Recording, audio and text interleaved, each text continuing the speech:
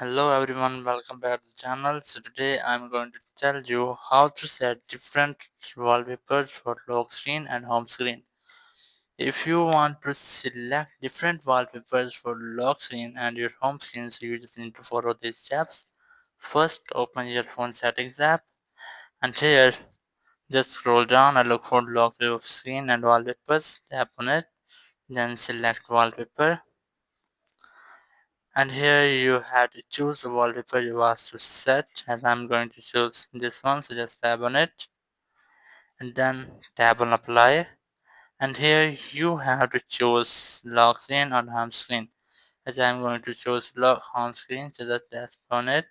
Now go back and choose the second wallpaper you want to set, as I'm going to choose this one, so just tap on it and then tap on apply.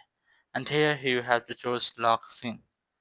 So I have successfully changed my wallpaper the phone separately of home screen and lock screen. Thank you very much for watching the video. Until next video, bye bye.